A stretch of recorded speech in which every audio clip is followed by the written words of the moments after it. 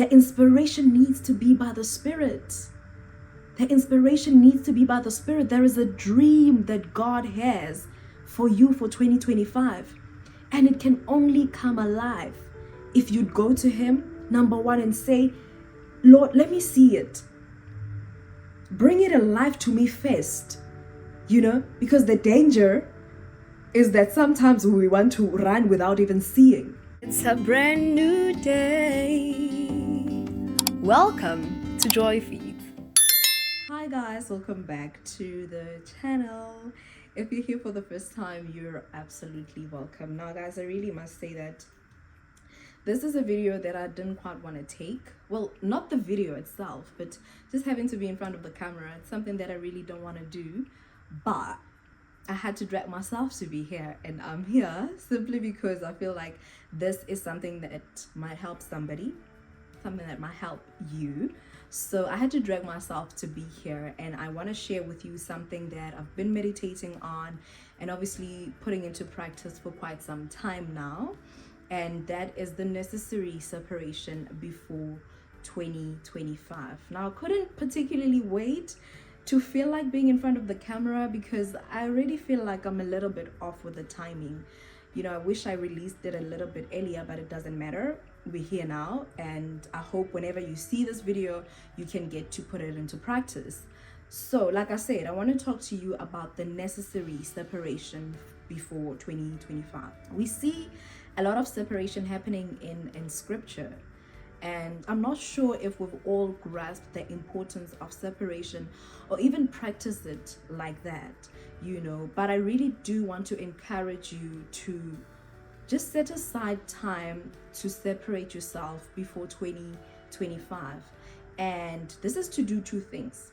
Number one, to just look back on the year, and really just do some self-introspection to see how you've grown, to see actually just have a whole a view of the year, and just write down some stuff. Whatever you're inspired to write, just write down and really look at what you'd have to work on in the next year.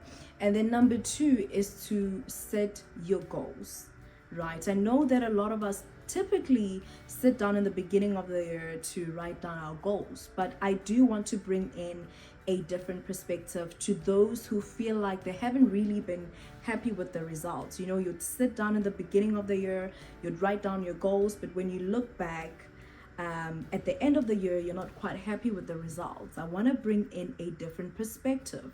So I'm sharing with you the necessary separation before 2025, specifically in the area of goal setting, right? And this obviously means that you're going to have to do this separation during the festive season. A lot of us are distracted during the festive season, and it ought not to be so. Especially as Christians, we need to be very much awake during the festive season.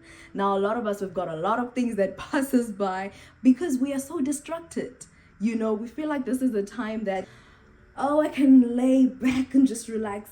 But yes, you get to do that, but not spiritually, okay? So I want us to really take advantage of this time. I know this is a time that we want to spend with family, we want to have a great time, and that's all well and good. But it does not mean that you cannot set aside time to pray, to be in the Word, and to just ask God to lead you. Number one, to thank Him for the year, and number two, to lead you in this new year that is coming. Now, these are the most critical moments, for 2025. If I can put it like that, I don't know the right way to put it, but I feel like this is the most important moments for your 2025. You can settle things right now. You can establish things right now for 2025. So this is really not a time that we get to play around with and relax and chill. No, we don't get to do that, especially if you know that you do want to have your 2025 as glorious as God would want it to be for you. All right. So I'm saying to you, set aside time before the year ends. You're enjoying, you're with family, great, but set aside time where you can be able to be in the Word, to pray, and to say, Lord, thank you for 2024. I am grateful for everything that has happened. And I'm also asking that even right now, as I am here with you, that you would write down my 2025 for me, that you would give me the vision, that you would give me the dream that you have for me for 2025. What goals do you want me to have? What are the plans? How do I carry out this and that? This thing, some of us, God has already spoken to us, about certain things. This thing, how do I bring it to life in 2025? How do I do whatever that it is that you want me to do in 2025, right? And the reason this would be important is that you would know that whatever you are doing by the inspiration of the Spirit. It's not excitement, A lot of us, the reason why we are not happy with the results that we have set down, we've sat down in the beginning of the year to set our goals. The reason why we're not quite happy is because we have set those goals with inspiration based on excitement. Okay, we were just excited. It's a new year. We're enthusiastic. Like, I feel like I can do this. Yeah, it's a new year. You feel like it's a fresh start. But that is not sustainable. In fact, we were not made to do things in that way. The inspiration for us ought to be by the Spirit.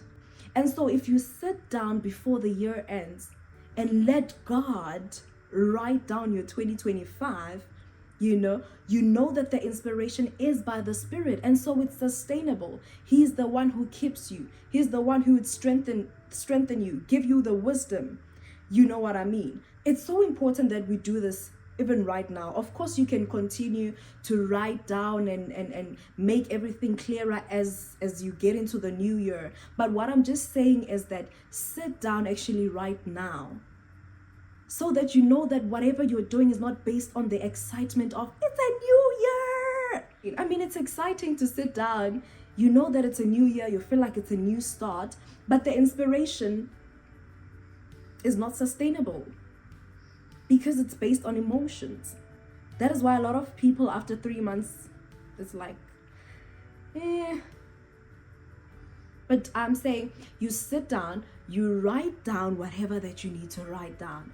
You make sure that you make it simple and you make it clear. Make sure that it is God inspiring you, which is why you need to be in prayer and in the Word. The inspiration needs to be by the Spirit.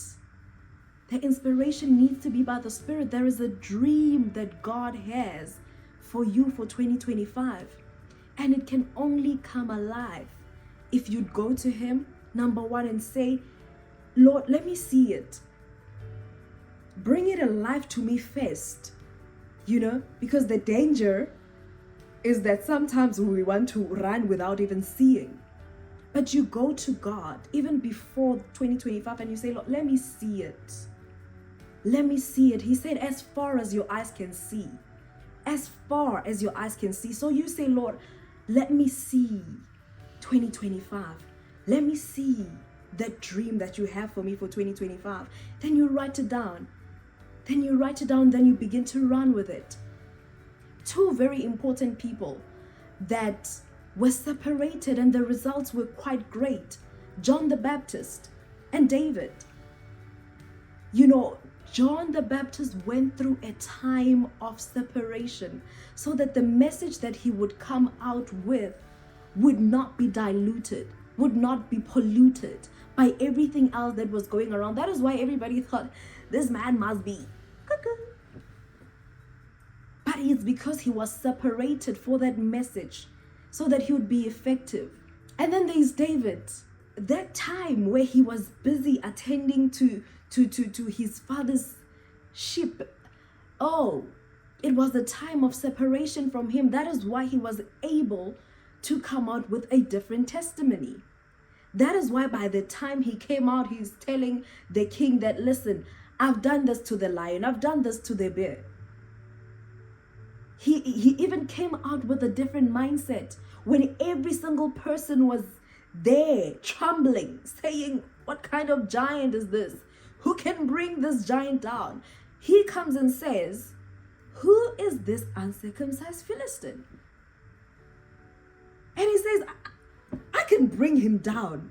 Why? Because of that separation. Can you now see what separation can do for you? Can you now see what separation can do for you if you just set aside time?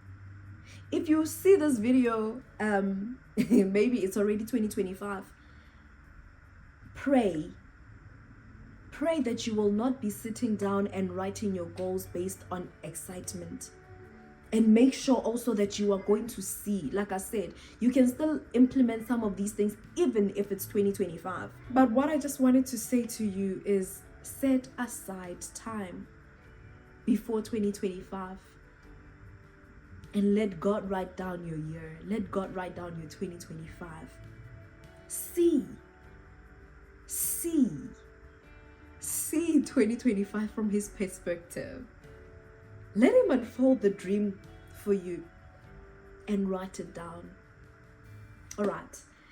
That is just what I wanted to share with you. I really hope that you will continue to have a blessed 2024, these remaining few days. Like I said, really spend some time in prayer, in Thanksgiving, even as you have a great time with family. It is a great time to be with family and to enjoy. If you have the opportunity to do that, by all means do that. Enjoy yourself, spread love, let there be joy. Yes, baby, I'm coming. Let there be joy. And I also pray that you will have a glorious 2025. I love you so much, and thank you for being here in 2024. I love you, and God bless you. Somebody has been calling me, so let me go. Please remember to subscribe to the channel if you haven't already. From me to you, it's goodbye, and do take care. Don't forget to spread the love, spread the joy, and the positivity. Until the next video, it's goodbye.